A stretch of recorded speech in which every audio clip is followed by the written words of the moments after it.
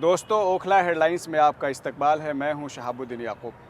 Okhla headlines में आज आपकी मुलाकात एक ऐसी शख्सियत से कराने जा रहे हैं जो दुबई में रहते हैं। आप एक बिज़नेसमैन हैं और एएमयू अलमनाई फोरम के प्रेसिडेंट भी हैं।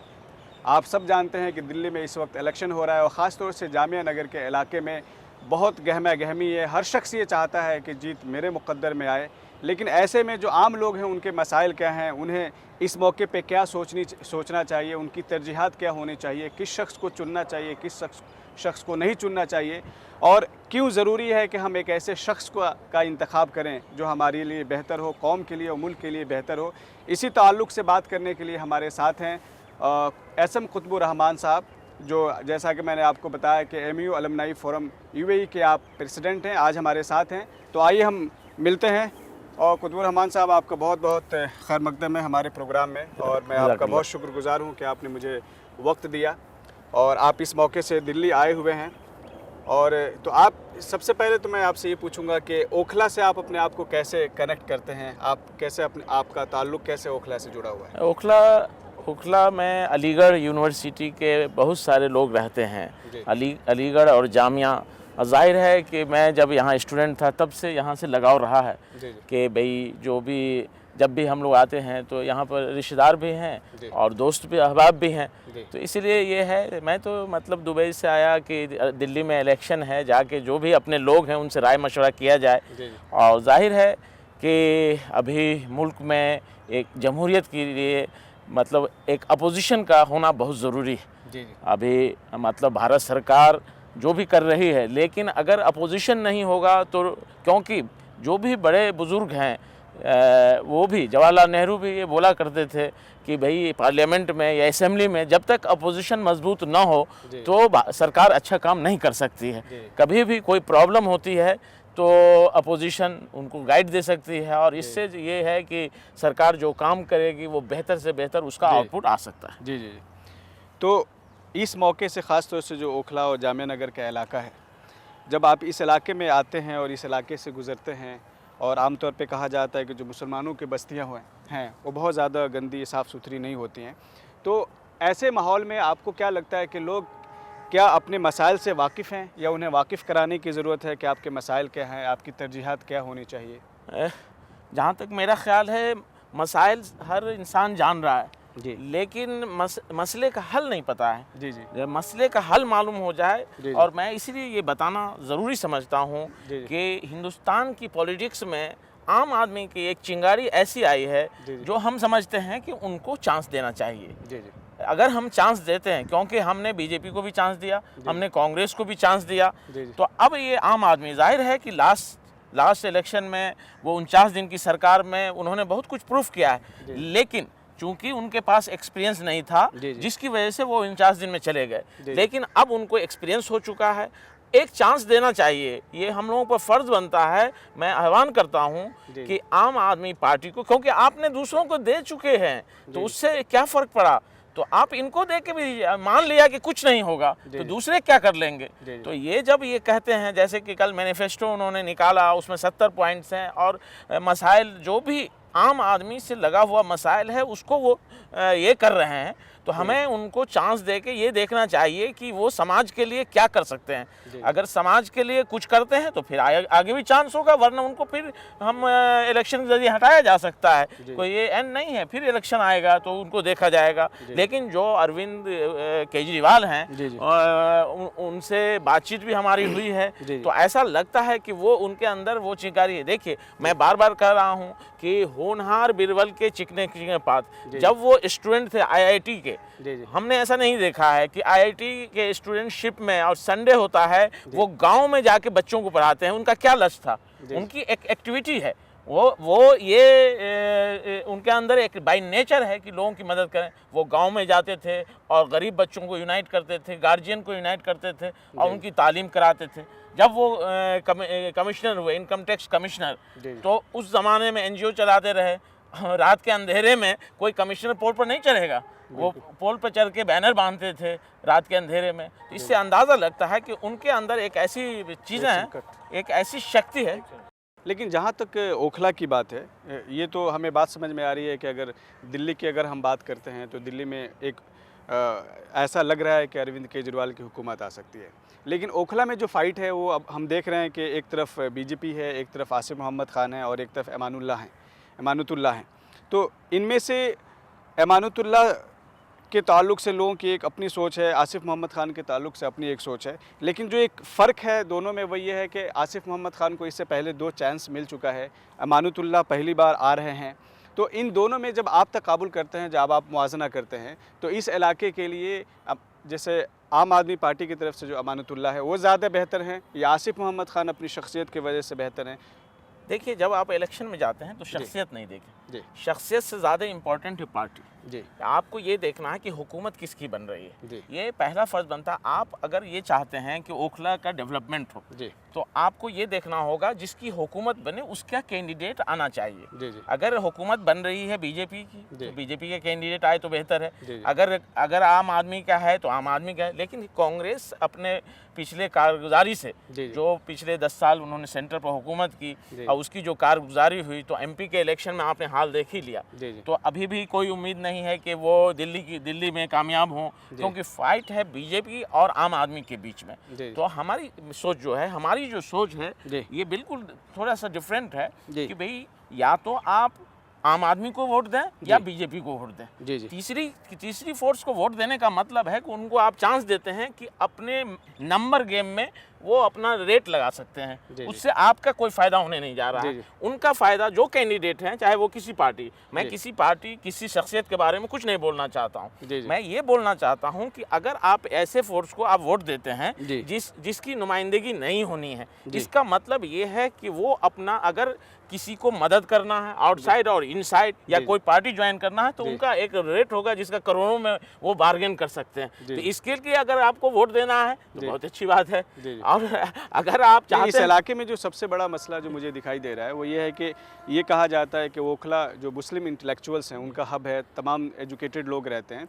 लेकिन अभी भी अगर देखा जाए तो किसी के जहन में कोई भी क्लैरिटी नहीं है कि मुझे किधर जाना है। नहीं, ये तो बिल्कुल गलत बात है। और इसको एक आम आदमी, एक मामूली आदमी इस बात को समझ रहा है कि मुझे क्या फ़ैसला लेना चाहिए। ये फ़ैसला बिल्कुल क्लियर है कि फ़ैसला वही लेना चाहिए जो मुल्क के हक़ में हो। अपने वोट को ज़ाय न करें, अपने वोट को ये समझ के कि तबर्रुक है, और ये न समझ के कि फ़लाना आदमी को वोट देंगे तो मेरा जो है, मेरे को ये काम करा देगा। ये बिल्कुल गलत बात है।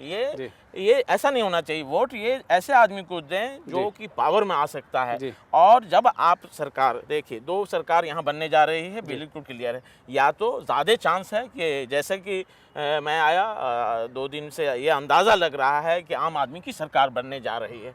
99.9% आम आदमी की सरकार बन रही है। अगर कोई प्रॉब्लम होती है तो अलग बातें हैं। तो या तो आप आम आदमी को वोट दीजिए। जहाँ तक कैंडिडेट का सवाल है, जब आप उनको आजमाया नहीं है तो ये कह नहीं सकते हैं कि भाई वो कामयाब नहीं होंगे।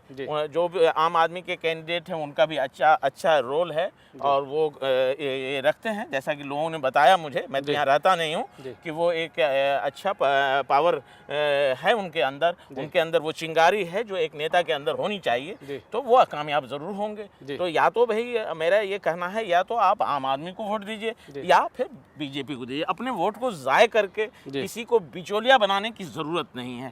ये मेरा अपना ज़ाती ख्याल है। जी। लेकिन जैसे आसिफ मोहम्मद खान के बारे में इस इलाके के लोगों की जो मैंने राय ली, तो उनका कहना है कि आसिफ मोहम्मद खान बहुत दबंग हैं। जब आपके मामलात को सामने लाने की बात है या लोगों को पेश करने की बात है तो वो ज़्यादा फोर्सफुली रख सकते हैं। जबकि अमानुतुल्लाह के बारे में लोगों का ये है कि शायद वो उतने दबंग टाइप के नहीं हैं। तो यहाँ दबंग होना ज़्यादा ज़रूरी है या ये ज़रूरी है कि कौन आपके मसाइल हल कर सकता है, कौन आपके डेवलपमेंट में ज़्यादा दिलचस्पी दिखा सकता है? नहीं, ये तो देखिए, ये चूँकि हाँ, जैसा कि आपने बताया कि ये इंटेलेक्चुअल हब है और जाहिर है यहाँ ज़हीन लोग रहते हैं। इस बात को समझने के यहाँ पर मतलब आजकल मामलात डंडे से हल नहीं होता है, बल्कि उसको अकल से हल करना चाहिए। यही वजह है कि हिंदुस्तान में जो अभी ये 67 साल 68 साल हो गया आज़ादी को, और हम लोगों ने अपनी सही आज़ादी हासिल नहीं की है। उसकी वजह है ये सोच छोटी सोच नहीं करनी चाहिए। फ़लाना आदमी दबंग है, ये नहीं होता है।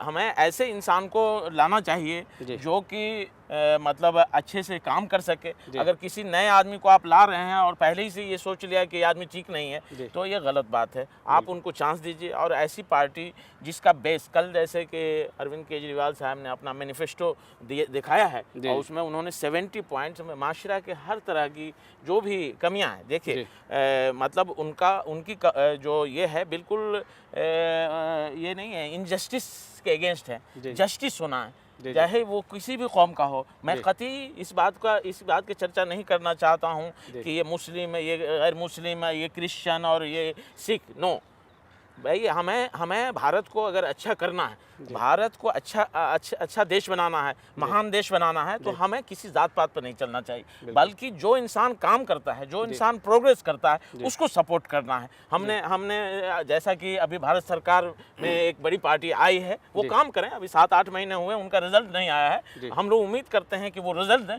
जहाँ तक दिल्ली का सरकार का है, केजरीवाल ने 49 दिन में एक बेहतरीन काम करके दिखाया है, और किसी गलती, उन्होंने इस बात की गलती तस्लीम की है कि अनएक्सपीरियंस की वजह से वो छोड़ के चले गए, तो उनको दोबारा चांस देके 5 साल का चांस दीजिए। उनकी सारी जो उन्होंने कहा है वो करते हैं कि नहीं, ये एक्सपोज हो जाएंगे कि अगर वो नहीं कर पाते हैं तो नेक्स्ट वो आ नहीं सकते हैं आपके बीच। और एक नई पार्टी है, नए लोग हैं, नए जज्बे के साथ, और ऐसे लोग जुड़े हुए हैं जो कभी पॉलिटिक्स में नहीं रहे। जैसे मेरी उम्र भी तकरीबन 50 से ऊपर है, और मैं कभी किसी पॉलिटिक्स में नहीं रहा, लेकिन एक जज्बा के तहत कि अगर मुल्क को आगे बढ़ाना है, मुल्क को तरक्की करना है, हम बाहर रहते हैं, बाहर में कोई ऐसी जगह नहीं मिलती है जहाँ के आप एक कचरा भी फेंक सके, एक बोतल भी नहीं फेंक सकते हैं, क्योंकि उनके गली इतनी सफाई। आप आजकल इंटरनेट पर देखिए कि बाहर के मुल्कों में स्टेडियम में आप देखें कि क्रिकेट देखते हैं, एक भी फटीचर आदमी नजर नहीं आता है, जबकि यहाँ स्टेडियम में देख लें या कहीं भी देख लें, किसी के बदन पे कपड़े नहीं, किसी को खाना नहीं। What is this? तो इसलिए ये आपको बदलना पड़ेगा। आपको ये जो चल रहा है कि ये बीजेपी की सरकार, ये कांग्रेस की सरकार, उससे हट के ऐसे लोगों को लाइए जो कि अपने जज्बे से आ रहे हैं, कभी पॉलिटिक्स में नहीं रहे, उनके हाथ में आप सरकार देखिए और वो फिर चांस देखिए। बिल्कुल ये बात गलत है कि जात पात की बात ही नहीं करनी चाहिए। अगर मुल्क को तरक्की कराना है, देखिए ये तवारीख गवाह है कि जिस मुल्क में भी ये जात पात और ये चीज चली है, वो मुल्क तरक्की नहीं करेगा, क्योंकि वो खाना जंगी में तब्दील होगा, आपस में मन मुटाव होगा। तो ऐसा नहीं करना चाहिए, बल्कि हमको ये देखना है कि कौन सी पार्टी रोड बनाएगी, कौन सी पार्टी तालीम में एजुकेशन के काम करेगी, कौन सी पार्टी जो हमें नौकरी देगी, कौन सी पार्टी जो बिजली का सुविधा, पानी का सुविधा, इस पर बात कीजिए। ये बात नहीं होनी चाहिए कि वो मुसलमान हैं, वो हिंदू हैं, और इससे सरकार और इससे मुल्क का बदहाली होता है, बाहर के मुल्कों में नाम नीचा होता है। तो हमें अब भारत को अगर 21वीं सदी में लेके चलना है, टेक्नोलॉजी में लेके चलना है, तरक्की में, हम आंखों में आंख देख के बात करें। आज अगर अमेरिका का राष्ट्रपति आता है तो आप समझते हैं बड़ी चीज़ है। अरे भाई, हमारा राष्ट्रपति जाए तो लगे, आप ऐसा अपने मुल्क को बना दीजिए, इतना पावरफुल, आपस में लड़ेंगे, जात पात के लेवल पर अगर लड़ते हैं तो ये बहुत मुल्क के लिए नुकसानदेह है। हमें कभी भी, अगर मान लिया मोदी जी अच्छा काम करते हैं तो हमें सराहना चाहिए, ये नहीं कि वे हिंदू हैं, हम मुसलमान हैं, बिल्कुल ऐसा नहीं करना है। जो आदमी अच्छा काम करेगा वो मुल्क में शासन करे। बिल्कुल ये पार्टी जो है, ये टैग नहीं होना चाहिए कि भाई ये फलाना पार्टी है तो इसको वोट न दें, बल्कि आप ये देखिए कि काम करने वाले लोगों को लाना है। कुतुब-उर-रहमान भाई, एक जो सबसे बड़ा मसला है वो ये है कि जमहूरियत में एक हर शख्स को एक बहुत बड़ा मौका दिया जाता है कि 5 साल के बाद आप अपना लीडर तब्दील कर सकते हैं, एक नई शख्सियत को आप मौका दे सकते हैं। तो लेकिन जो दूसरा अहम पॉइंट है जो मैं रेज़ करना चाहता हूँ वो ये है कि ऐसे मौके पे जहाँ पे इस बात पे डिबेट होना चाहिए कि हमारा डेवलपमेंट का इशू क्या होगा, हमारा ये इलाका कैसे तरक्की करेगा, यहाँ के मसाइल कैसे हल होंगे, हुकूमत के साथ हम मिल के कैसे काम करेंगे, लेकिन ऐसे में हम देखते हैं कि ऐसे मुद्दे हमारे सामने आ जाते हैं कि जो कौम के साथ उसका ताल्लुक़ तो है, लेकिन उसके लिए दूसरा प्रोविज़न भी है। जैसे मैं ये कह सकता हूँ कि अभी मैं देख रहा हूँ जो जामिया नगर में जो इलेक्शन हो रहा है, उसमें बटला हाउस इनकाउंटर की बात हो रही है। उसके ज़रिए से लोगों को ये बताया जा रहा है कि बटला हाउस इनकाउंटर में इंसाफ कौन दिला सकता है। तो ऐसे मौके पे जब ऐसे बात की जाती है तो इसका क्या मतलब होता है? मतलब आप ये कह रहे हैं कि आपको डेवलपमेंट की ज़रूरत नहीं है, आप ये कह रहे हैं कि आप बेहतरीन ज़िंदगी जीने के आप हकदार नहीं हैं, आप इसलिए पैदा किए गए हैं कि आपकी ज़िंदगी में एक हादसा पेश आया, आप पूरी ज़िंदगी पूरी क़ुव्वत उसके साथ लगाएं, ऐसी शख्सियत को चुनें जो बटला हाउस इनकाउंटर का झंडा लेकर आपको आपके अपने पीछे पीछे लेके चले। मतलब इसका क्या मतलब है? जब कहा जाता है कि ये इलाका मुसलमानों का इंटेलेक्चुअल तबका का इलाका है, तो हम ऐसी जज्बाती बातों में क्यों वापस चले जाते हैं? यही है मसला, ये मसला है, डिज़ास्टर है ये मुल्क के लिए अच्छा नहीं है जी। ये जब आदमी अपने मुद्दे से भटक जाता है जी, ये वे मुझे चाहिए पानी, बच्चों को चाहिए दूध, हैं मुझे चाहिए बिजली, मुझे चाहिए रोड, मेरे डेवलपमेंट के लिए चाहिए एजुकेशन। आपको पता है सचर कमेटी ने रिपोर्ट दिया कि भाई 95% और 98% बच्चे, ख़ासतौर पर मुस्लिम्स के बच्चे मतलब 5वीं क्लास से ऊपर नहीं जाते हैं जी। तो अब इस हालात में आप जो है आप दिखाएं कि बटला हाउस इनकाउंटर में हमने ये स्पीच दी, ये इसको कहते हैं कि इमोशनल ब्लैकमेलिंग, या फिर आप कोई ऐसा चाहे मंदिर का इशू आप उठाएं, तो इससे क्या होता है कि आप मुद्दा से लोगों को भटका रहे हैं। लेकिन हम लोगों को थोड़ा चालाक होना चाहिए, हमें अक्लमंदी से काम लेना है, चाहे वो कोई भी कौम हो, कि भाई हमें उस आदमी को सिलेक्ट करना है जो मुद्दे पर बात करता है। क्योंकि ये कब तक आप चलेंगे कि फलाना हुआ था तो मैंने ये स्पीच दी थी, तो वो काम नहीं आएगा। वो उसको हमें अवॉइड करना है, ऐसे लोगों को इनकरेज नहीं करना है कि जो इमोशनल ब्लैकमेलिंग कर रहा हो कि भाई मैंने ये फलाने मतलब जब ये मामला आया था 10 साल पहले मैंने ये स्पीच दी थी, भाई वो वक्त चला गया। आज ग्राउंड पर क्या होना, ज़माना चेंज हो गया, ज़माना अब इलेक्ट्रॉनिक्स का है, ज़माना टेक्नोलॉजी का है, ज़माना एजुकेशन का है, उसमें हम कहाँ खड़े हैं इसको देखना है और उसकी तरक्की के लिए क्या कर सकते हैं। तो सबसे बेहतर रास्ता, सबसे अच्छा रास्ता ये है कि डेमोक्रेसी में आपको वोट का हक दिया गया है। और ये डेमोक्रेसी जानते हैं कि हिंदुस्तान में ज़्यादातर तबका तालीम याफ्ता नहीं है, लेकिन अगर तालीम याफ्ता भी गलती करे तो उसकी माफ़ी नहीं है। बिल्कुल। एक तो ये बात है कि सब लोगों को अपने वोट का अधिकार करना चाहिए कि उस दिन आप अपने ड्राइंग रूम में न बैठें, अपने दूसरे कामों को पोस्टपोन करके फर्स्ट आप वोट देना चाहिए, क्योंकि आपकी वोट से ही आपका मुस्तकबिल है और आने वाली नस्ल आपसे पूछेगी कि मेरे लिए क्या किया आपने। उस वक्त आप लाजवाब होंगे और अल्लाह के यहाँ भी आपकी पकड़ होगी कि अपने आने वाले नस्ल के लिए आपने नहीं सोचा और आप दूरअंदेशी से काम नहीं लिया। अगर आप शॉर्ट टर्म कि भाई आप इमोशनली जो लोग तकरीर देना जानते हैं, हंगामा करना जानते हैं, उनके पीछे ना दौड़ें। हम लेकिन आवाम क्या करे जब मान लीजिए कि मुसलमानों में जो एक तबका है, जो तालीम याफ्ता तबका है, जिसको कहा जाता है पढ़ा लिखा तबका है, जब वो देख रहा है कि हमारा चंद लोग हैं जो आपको इमोशनली एक्सप्लॉइट कर रहे हैं और आप उनको एक्सप्लॉइट करने दे रहे हैं, इसलिए कि जो पढ़ा लिखा तबका है उसके पास चलिए एक जहन है, सोच है, वो तज्जिया कर सकता है कि मैं कहाँ जाऊँ कहाँ ना जाऊँ। लेकिन इस इलाके में भी एक बड़ी आबादी ऐसी है कि जो जिनके पास सोचने समझने की वो सलाहियत नहीं है, वो उतना तज्जिया नहीं कर सकते। वो तो सिर्फ ये देख रही है कि अच्छा ये शख्स मुझे महफूज रख सकता है, उसकी सिक्योरिटी की आप बात करके कि भाई मैं हूँ, मैं तुम्हें इंसाफ दिला सकता हूँ। तो ऐसे में जब हम ये देखते हैं कि जब कोई दूसरा शख्स आता है और हमें इस तरह की बातें करता है तो हम कहते हैं कि भाई हमें डरा रहा है, हमें डरा कर हमारा एक्सप्लॉइटेशन कर रहा है। लेकिन जब खुद अपने अंदर से लोग इस तरह के उभरें और आपको डराएं, तो इसको रोकथाम करने के लिए तो जाहिर बात है जो ग्राउंड पे जो लोग हैं इस इलाके में रहते हैं उनको आगे आना पड़ेगा। लेकिन हम देख रहे हैं कि कोई भी आगे नहीं आ रहा है। नहीं आना चाहिए। और बिल्कुल एक बात बता दें कि अपने प्राइवेट इशू को छोड़ देना चाहिए, जो आपके क्या ताल्लुकात किससे हैं, क्योंकि वोट जो है वो कॉन्फिडेंशियल है। कोई आपको देखने ही नहीं जा रहा है कि आप किसको वोट देने जा रहे हैं। आप काउज के साथ हो जाइए और इतना ही नहीं कि अपने घर में बैठे रहें, बल्कि सामने आना चाहिए और अपने जो साथी हैं, अपने पड़ोसी हैं जिनके पास तालीम की कमी है, जो समझ नहीं रहे हैं, उनको समझाएं कि भाई इस बार हम लोग ट्रायल एंड एरर करने जा रहे हैं, क्योंकि ये सारी पार्टियों को आजमाया गया है। इस बार हम आम आदमी को आजमाते हैं। हम समझते हैं कि मेरी नज़र में ओखला का फ्यूचर बहुत शार्प है। ओखला में जिस तरह से हमारे ख़ास तौर पर मुस्लिम आबादी इंटेलेक्चुअल रहती है और जो जामिया इस्लामिया यूनिवर्सिटी भी यहाँ पर है, यहाँ पर और यूनिवर्सिटी की ज़रूरत है और तालीमी अदारा की ज़रूरत है जिसका विज़न क्लियर हो। तालीमी अदारा बनाना ही काफ़ी नहीं है। मस्जिद में नमाज पढ़ते हैं, लेकिन आपके पास अक़ल और आपके इमाम भी बहुत शार्प होने चाहिए, जो आपको मतलब इस इलाक़े में ऐसा मुझे नज़र आता है कि अगर इस पर काम किया जाए तो ये पूरे हिंदुस्तान को लीड करने की ताकत है यहाँ से। लेकिन सबसे पहले आपको अपनी जगह को बनानी पड़ेगी ताकि उसका एक एग्जाम्पल दिया जा सके।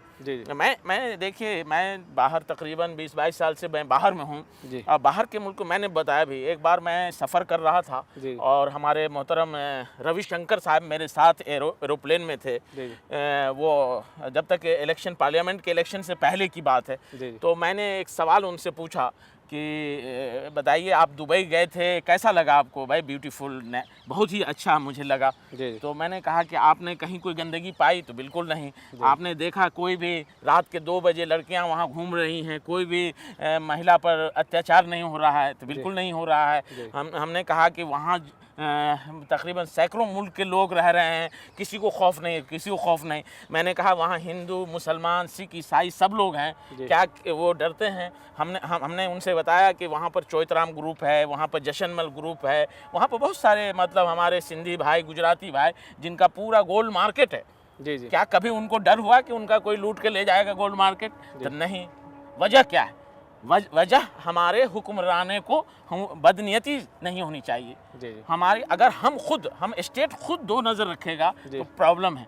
तो क्या है, मैंने ये फील किया कि बाहर के जो भी हैं, हालांकि वो इस्लामिक कंट्री है, लेकिन उसमें कोई भी आदमी आता है, चाहे वो हिंदू हो, मुस्लिम हो, सिख हो, ईसाई, नहीं कि मुसलमान को बहुत फैसिलिटी दी जा रही है, बल्कि सेम टू सेम फैसिलिटी दी जाती है कि वो खुलते हैं अपना पर्व। जैसे वहाँ पर दिवाली भी मनाई जाती है, होली भी मनाई जाती है, 26 जनवरी भी हम लोग मनाते हैं, 15 अगस्त भी मनाते हैं, ईद भी मनाते हैं, बकरीद भी मनाते हैं, और सब एकजुट। हम ये चाहते हैं कि वही फिजा हिंदुस्तान में होनी चाहिए। हालांकि यहाँ पर तो प्रजातंत्र है, यहाँ पर तो और ज़्यादा होना है, लेकिन ऐसा हुआ नहीं। किसी ने झूठी बातें की कि मुसलमानों के साथ हम ऐसा करेंगे, उस पर मुसलमान इमोशनली उनके साथ हो जाते हैं। किसी ने हिंदू को एक्सप्लॉइट किया, किसी ने मुसलमान को एक्सप्लॉइट, यानी जो अंग्रेज का जो फार्मूला था, रूल करना है तो डिवाइड करना है, इस फार्मूले से आज तक हम लोग बाहर नहीं आए।